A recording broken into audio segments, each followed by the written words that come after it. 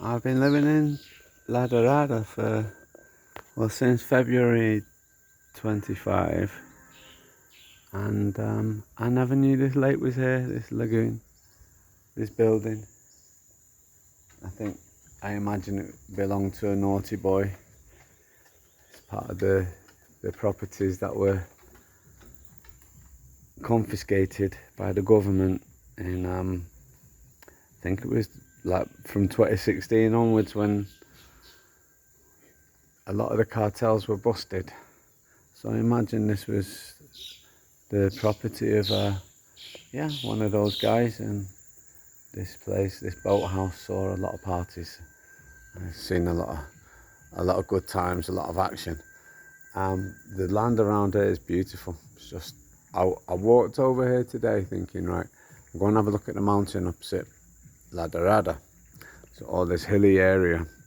I didn't get to there. I've walked inland, and obviously at one point all this would have been heavily populated by the indigenous, because they would have been fishing the lake. They'd have just been loving this area. It would have been very productive.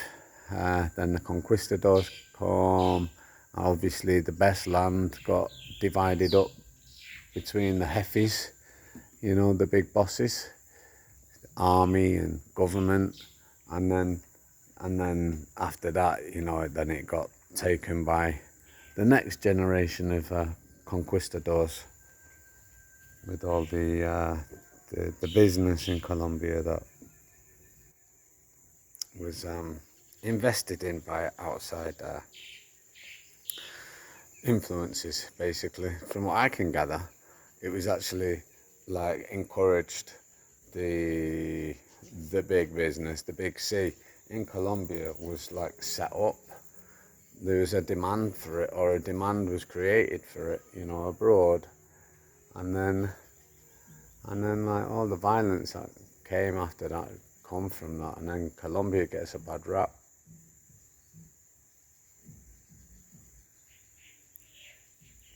As above, so below.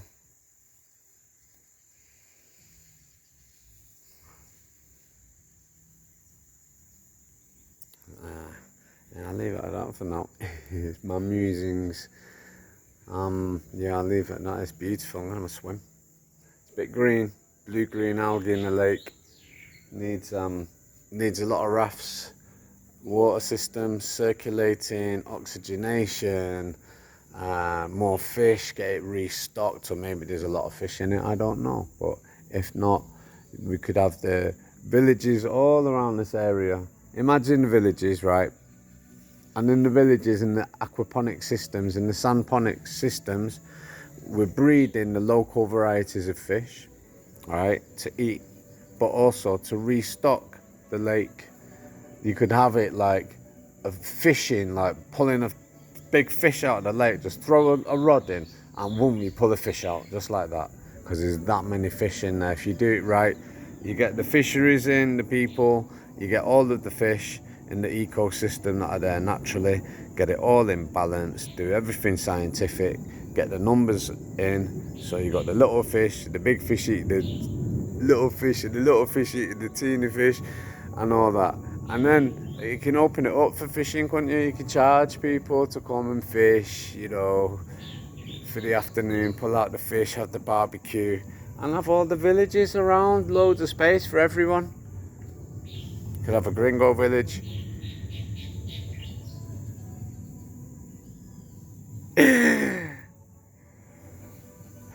Los gringos.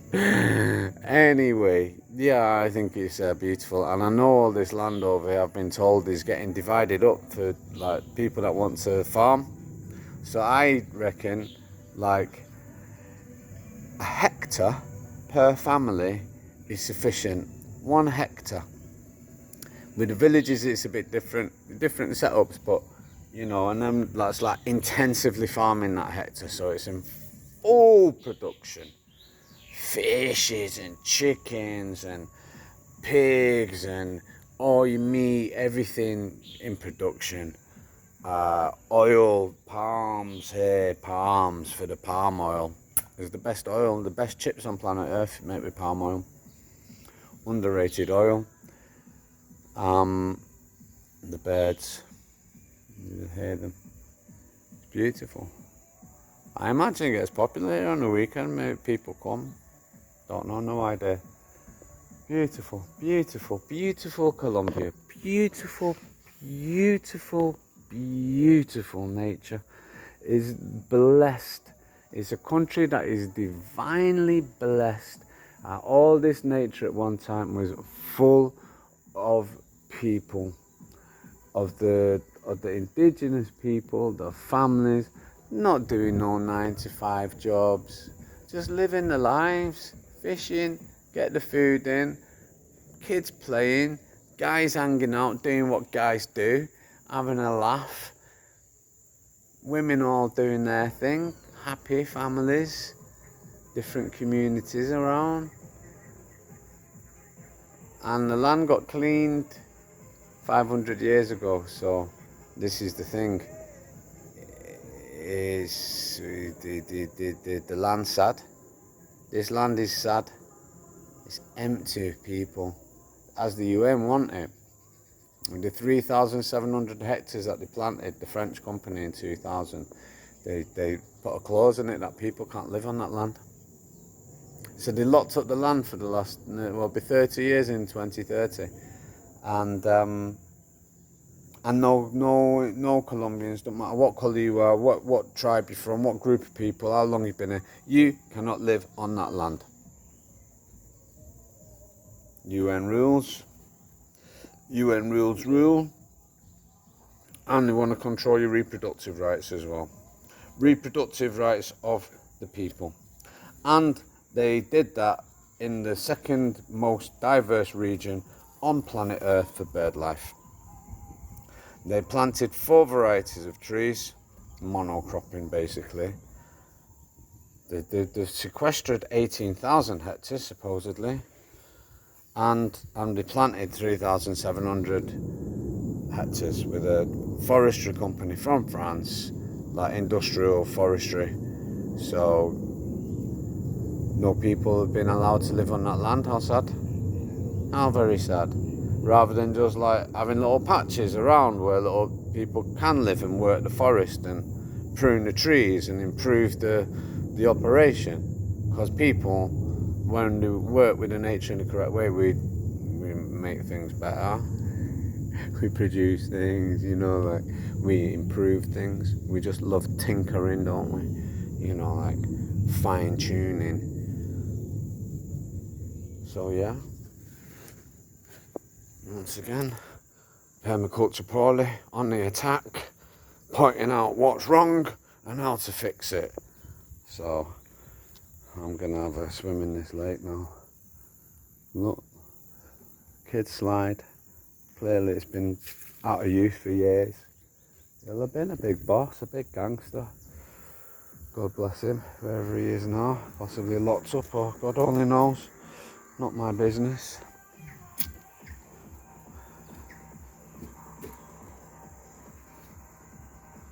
Great place for a party. Well, that's what we should do. We should have a massive rave, a festival to beat all festivals and raise like loads of money. Yeah, charge good money to get an international trance festival, first of its kind. Invite all of the indigenous nations around the world in all the traditional clothes. Get the drumming going, get it all going on camping in all this area. Big festival. We do it like in around August would be good. That gives us a few months to prepare, and it's a time that Senor Gustavo's handing over the reins to the new president, which is for me, in my mind, is a sure thing. Like Gustavo's party is the only party to vote for because of the environmental visions that have come from the 115 indigenous nations in Colombia. I think they have like more than a right, like there's a responsibility for all Colombians, right? Whatever background, European, African, whatever it is, right? Like if you say you're Colombian, right, and you know the history of the place with the what happened, the massacres and the genocide, and you can see what's going on now. It's still going on with the indigenous people, right? The original people in this country, right? I've managed to hang on for all those years, and they're still getting, like, you know, assaulted, basically. What a waste. What a shame of human resource, you know, like a resource, the intelligence, the knowledge, going back all those like unbroken lineage with nothing to do with Europe and the kings and all the bullshit, you know, the false reality that the Europeans like love doing. Oh yeah, look at this, we created all this. We just took the land, basically, took the resources and built on it, right? Built in a nice way. I mean, Amsterdam, just sensational, fantastic. Still built on slavery though, and on the backs of those that were you know, conquered by force, pure violence, just unadulterated, you know, violence. The whip, the gun, the cross, the pox. So whilst we are artists, the Europeans are clearly like we have traditionally we've got something going on, haven't we, in, you know, on the creative side. That's beautiful. But so have the Africans and so have the Asians, so have the Indians. Like, everyone does, everyone has that. And the thing is it's the diversity in the life, it's the diversity in the nature, it's the diversity in the humanity that have brought us to this point. Even though we've been fighting each other like maniacs, like slaughtering each other because we don't agree with each other, we're still here now in 2026, right? Even with stupid wars, right, and all that, but we're still here. The indigenous groups are still here. The First Nations people still here, and they're getting a really hard time. They're suffering. It's not fair. It's not on when you got all this mountain. Could have villages all up the mountain, like the Kogis up in the north. They love mountains. They'd have no problem walking up that. They'd walk up there for breakfast, come back down. You know, like, there's just loads of space. All that forest could all be, you know, harvested carefully. The trees that are good to take, leaving the other ones, like, it's just like a beautiful resource, beautiful nature. So yeah, what a find. And I know I'm leaving Dorada in these days. If I'd known this lake was here, I'd have been here swimming all the time. And I'm gonna have a swim. I'll have a swim. I'm still recording, yeah. Alright, let me stick the phone there. Easy. I'm good to my word. It's a bit green, but it's not going to bother me. It looks great, man. Hey, Bobby, don't be messing about around the phone. I put my other boot up on the bottom of the phone in case the dog knocks it. Right, I'm going to enjoy this swim now. I've not had a swim since I left my beautiful area of Victoria with all the rivers around. I've not been swimming. It's been a year. Enjoy this. Here we go. Whee.